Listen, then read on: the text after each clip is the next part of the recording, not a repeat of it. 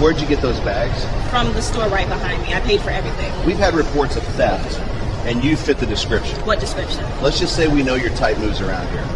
My type? I have my receipt. You people say that all the time. We're going to need to verify. Security body, cam footage doesn't capture emotion. It captures movement, positioning, and body language. Until one interaction shifts the energy of the entire corridor. Because stepping out of a high-end luxury fashion store, arms holding two large shopping bags, is a black woman in her early 30s. Well-dressed. Professional posture. Calm expression. Nothing rushed. Nothing concealed. Receipt tucked visibly in her hand alongside her phone. She pauses briefly near the storefront display window, adjusting her grip on the bags before stepping back into the main walkway. Routine. Unremarkable.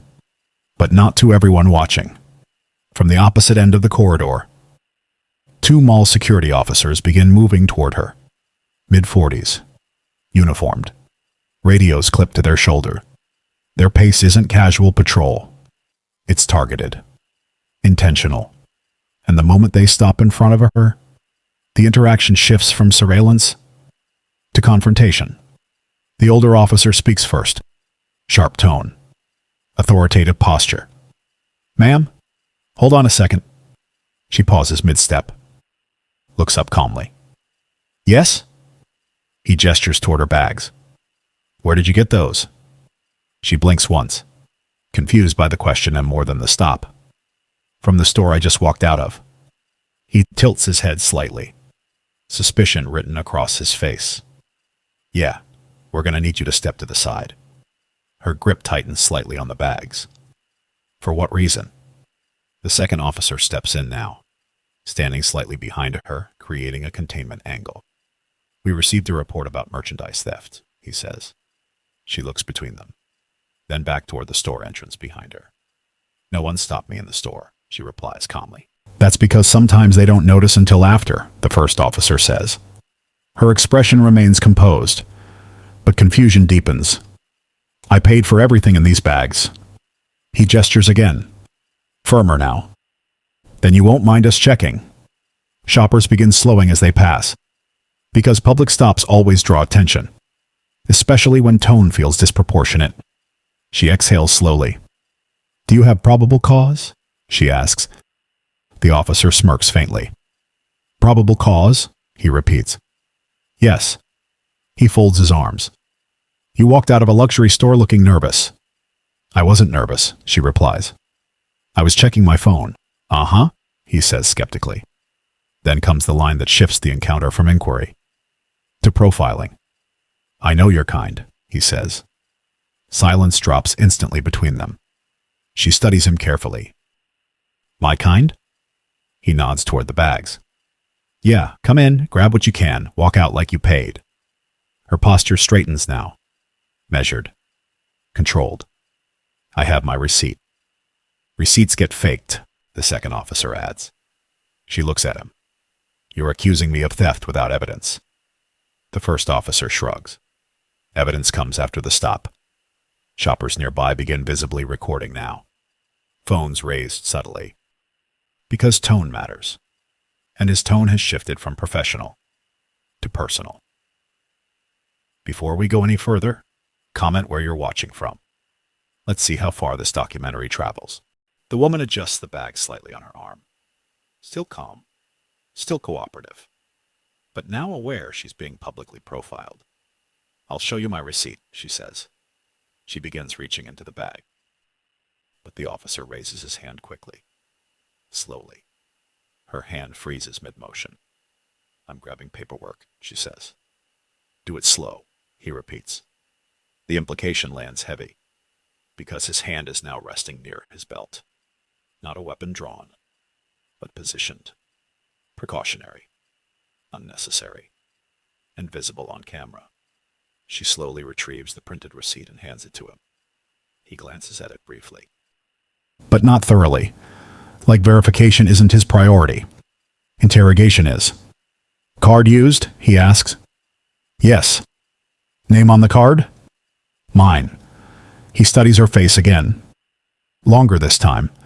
Then says, "You people always got access to somebody else's money. A nearby shopper audibly gasps, because now the racism isn't coded. It's spoken. Direct. Recorded clearly by ceiling audio. Her voice stays level. "You're crossing a line," he scoffs. "No, I'm doing my job." "By assuming I stole something?" "By recognizing patterns," he replies. The second officer gestures toward her purse. "What else you got in there?" "My personal belongings." "Open it." "No." Silence. Because refusal shifts tone again. "Excuse me," he says. "You have no warrant to search my purse." The first officer steps closer. Lower voice now. Harsher. "Listen. Your type E'd always make this harder than it needs to be." She holds eye contact. "My type?" "Yeah," he says. "Come in here dressed nice, pretending you belong." Phones rise higher around them now, because bystanders recognize escalation when they hear it. "I do belong here," she replies calmly. He laughs under his breath. "Stores like this don't get many of you." There it is. Explicit. Public. Permanent on body cam. Her jaw tightens slightly. First visible crack in composure. "I'm a paying customer." "Or a lucky thief," he replies. The second officer steps behind her now. Full containment posture. "We're going to detain you until we verify purchase." "For how long?" "As long as it takes." She looks around at the growing crowd. Humiliation now layered onto accusation. "You're doing this publicly on purpose," she says. He shrugs. "Should have thought about that before stealing." "I didn't steal anything." "Then you've got nothing to worry about," he replies. But tone says otherwise. Because his assumption hasn't moved once. Not from suspicion. Not from bias. Not from profiling. And the body cam camera captures every second. The stop without cause. The racial language. The public containment. The humiliation in open view. What started as a woman exiting a store with shopping bags has now turned into a full public theft accusation. And mall security isn't backing down because they believe they're right. But what they don't realize yet is that multiple camera angles inside that very store recorded the entire purchase process, from item selection to card swipe to receipt print. And once that footage is reviewed, this confrontation won't just clear her name. It will expose theirs. Publicly. Permanently. Because the truth isn't walking away. It's already sitting on the mall's surveillance servers, waiting to be pulled. As tension builds in real time, the body cam captures the growing circle forming around the confrontation. Shoppers slowing.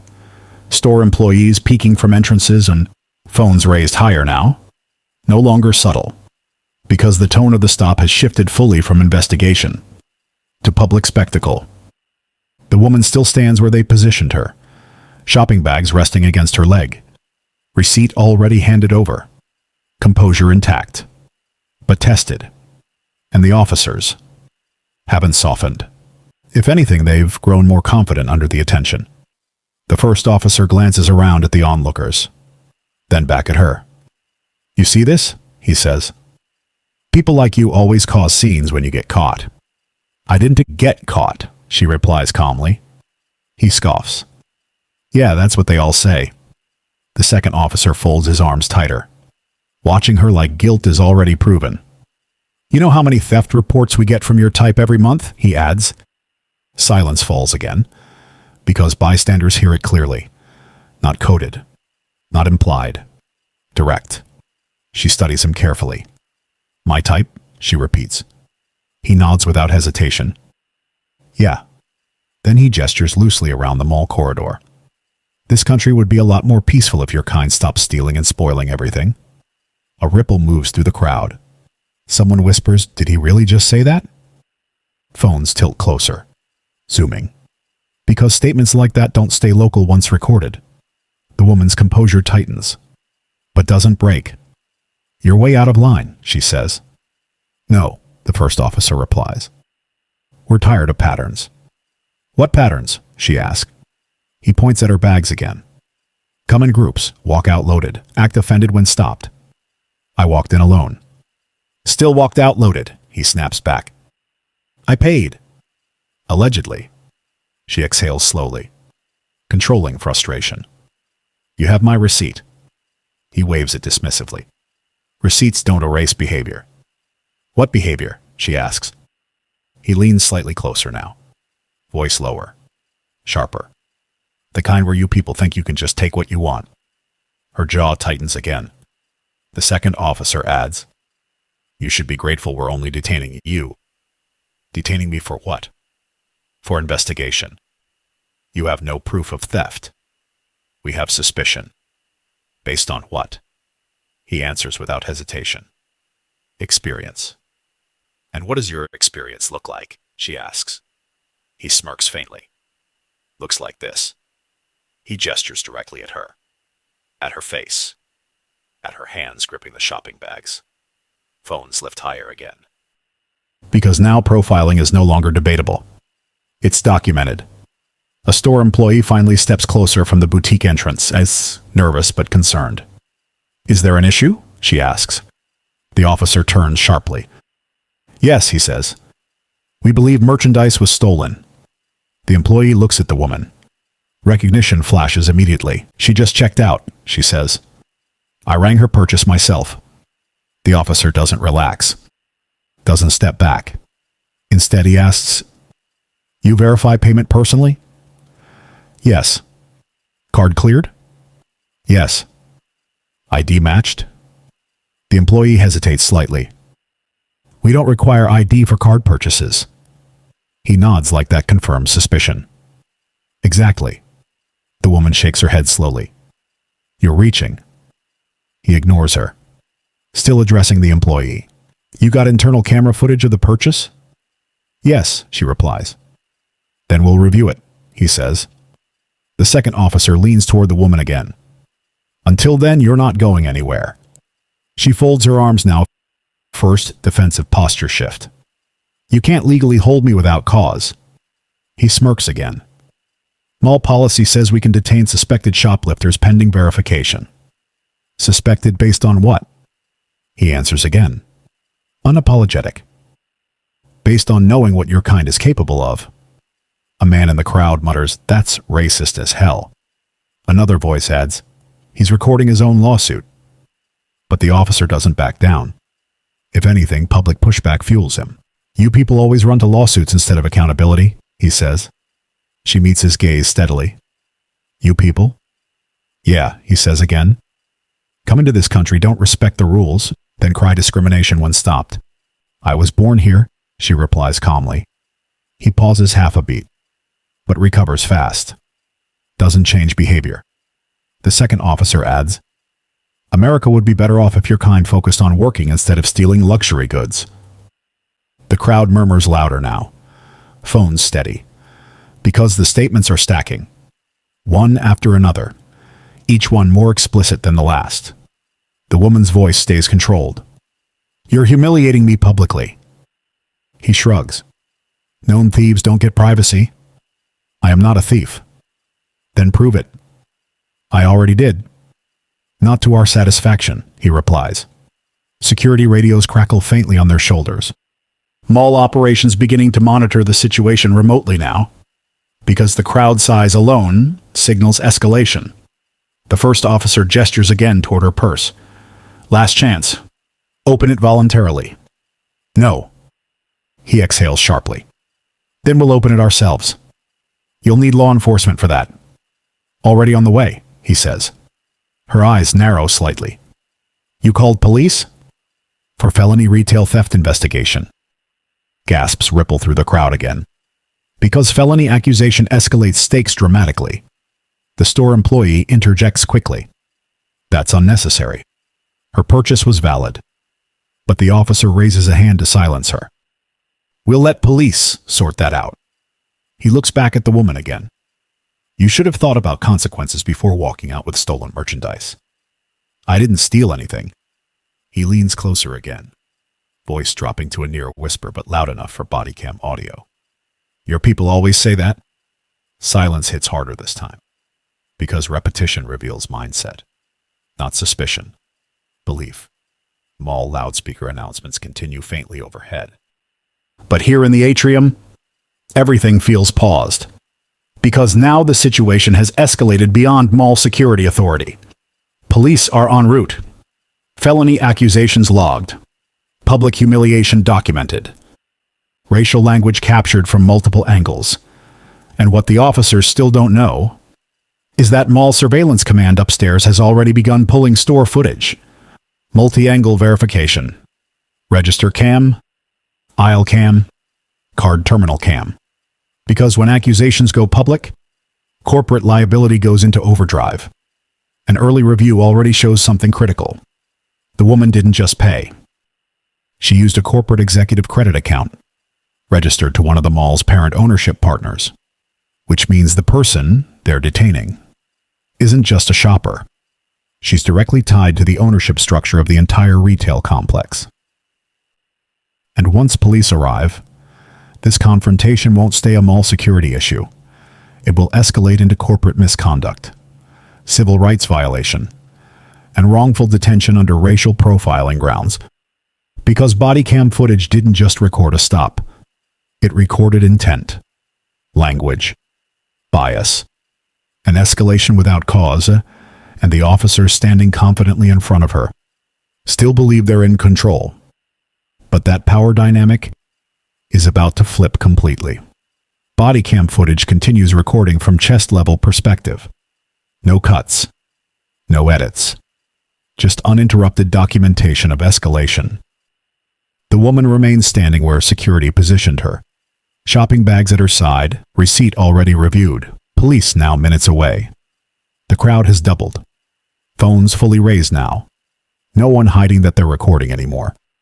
Because what started as suspicion has turned into something else entirely. Bias. Public. Undeniable. And then, security radios crackle sharply on both officers' shoulders. Not routine chatter. Priority tone. The first officer presses his earpiece. Go ahead. Mall Surveillance Command responds. Unit 14, be advised, we're reviewing purchase footage from Boutique 27 tied to your detention. He glances briefly at the woman. Confidence still intact. Copy. Confirm theft verification. A pause. Longer than expected. Because upstairs, multiple camera angles are already synced. Store entry footage. Item selection. Register checkout. Card authorization. Receipt print. And what they're seeing doesn't match the accusation below. The radio crackles again. Clearer this time. Unit 14. Purchase verified. The officer frowns slightly. Repeat. Purchase verified.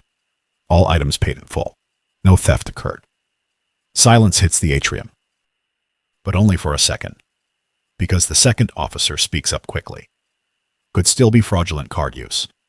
Surveillance responds instantly. Negative. Payment processed through corporate executive account. The first officer blinks. Corporate? Affirmative. Pause. Then the line that begins the full power shift. Cardholder linked to mall parent ownership group. The officer's posture changes subtly. Just slightly, but noticeable. He glances back at the woman again, studying her differently now. But pride keeps him defensive. We still have probable cause for detention based on behavior. The surveillance supervisor's voice sharpens. Negative. There was no behavioral flag. Stop was officer initiated. That lands heavier, because now the detention has no procedural cover, only discretionary judgment. And that judgment is already documented racially on body cam footage. Before the officers can respond again, another voice cuts into the radio channel. Higher authority. Corporate command. Security units stand down immediately. Both officers stiffen. Stand down? The first repeats. Yes, release the shopper now. He hesitates. Because public ego resists reversal. But then the final confirmation arrives. Detained individual is Ms. Renee Carter, Corporate Development Director for Westgate Holdings. Silence detonates. Phones rise even higher. Because some bystanders heard the radio audio spill. The woman finally speaks again. Calm as before. Are we finished here? Neither officer answers immediately. Because authority has just reversed completely. Westgate Holdings isn't just a tenant company. They're the ownership partner group that controls the mall property, which means the woman they publicly detained is part of the executive structure above mall security itself. The second officer steps back half a pace, containment posture dissolving. But the first officer still tries to salvage control. Well, protocol requires verification. She tilts her head slightly. You had verification when I gave you my receipt. No response. You had verification when the store employee confirmed my purchase. Still silence. You had verification when surveillance confirmed payment. Phones capture every word now. Because accountability sounds different when spoken calmly, not angrily. Police sirens echo faintly from the parking structure entrance. Units arriving on the felony theft call security placed earlier. The first officer exhales slowly, then gestures toward her bags. You're free to go. But she doesn't move. Not yet. Because humiliation doesn't end with release. She looks around at the crowd, at the phones, then back at him. You detained me publicly, she says. You accused me publicly. You used racial language publicly. Silence grips the atrium again. Because now the narrative is being recited back. On record. Mall corporate executives begin arriving from the upper management corridor. Alerted by surveillance escalation. Suits. Security supervisors, legal compliance officers. Because once ownership partners are involved, liability response activates instantly. One executive approaches her directly. Ms. Carter, we're extremely sorry. She nods once. Composed but firm. I'll be filing a formal incident review. He nods quickly. Already in motion. Then he turns sharply toward the officers.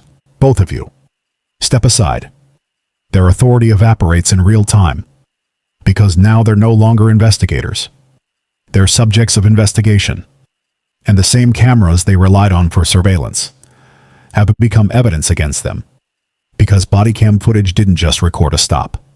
It recorded racial profiling language, wrongful detention, public humiliation, abuse of authority, and now corporate compliance. And incoming police units are about to formalize consequences. The woman finally lifts her bags again. But before walking away, she delivers one final line. Calm, measured, permanent on camera. You didn't stop a thief. Pause. You stopped someone you assumed didn't belong. Then she walks past them, leaving silence behind. And a corridor, full of witnesses who just watch power reverse, in real time. If you're enjoying this documentary so far, like and subscribe. Because what comes next isn't just apologies. It's investigations, terminations, lawsuits, and consequences that reach far beyond one mall corridor. Body cam footage keeps recording long after the confrontation ends. Long after the crowd thins, long after Ms. Carter walks out of the atrium corridor with her shopping bag still in hand. Because outcomes don't happen in the moment bias is exposed. They happen in the silence that follows it. And that silence doesn't last long. Within the hour, mall corporate compliance locks down every surveillance feed connected to the incident. Not just surveillance command review. All of it. Store purchase footage, register transactions, card authorization logs, body cam audio from both officers, police arrival recordings. Because once racial language intersects with wrongful detention, evidence preservation becomes priority one. The two officers are removed from the floor before their shift even ends. No announcement. No debate. Security supervisors arrive quietly. Badges taken. Radios unclipped. Access cards deactivated on the spot. They're escorted out through the same back service corridor used for terminated staff. Employees notice. Store managers notice. And word spreads the way it always does in corporate spaces. Fast and quietly. Police follow-up begins that same night. Because the felony theft call placed by mall security was logged as an official law enforcement dispatch. And when officers review surveillance verification reports, there's no theft complaint. No store alarm. No merchandise discrepancy. Which reframes the detention entirely. Not investigation. Unlawful restraint. Body cam footage captures the responding officer asking a simple question. What was your probable cause? The answer given doesn't hold up legally. And when racial language from the detention surfaces in the audio review, the exposure escalates. Civil rights violation documentation begins immediately. 3 weeks later, a civil suit is filed. Not privately, publicly. Filed by Westgate Holdings Legal Division on behalf of Ms. Carter in her executive capacity and personal standing. The charges aren't symbolic. They're structural. Wrongful detention, racial profiling, defamation, emotional distress, corporate negligence. Because she wasn't just detained as a shopper. She was detained as a representative of the ownership body that employed the very officers who stopped her. The civil ruling comes down 4 months later. No trial spectacle. No drawn-out courtroom drama. Because the evidence isn't arguable. It's recorded. Surveillance footage. Audio. Witness footage. Police reports. The judgment total shocks even industry analysts.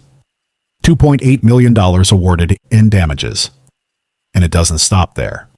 State commercial conduct regulators fine the mall itself $750,000 for civil rights compliance failure. Mandated reforms issued immediately. Because liability doesn't end with the officers. It extends to the institution that empowered them. The officers face consequences beyond termination.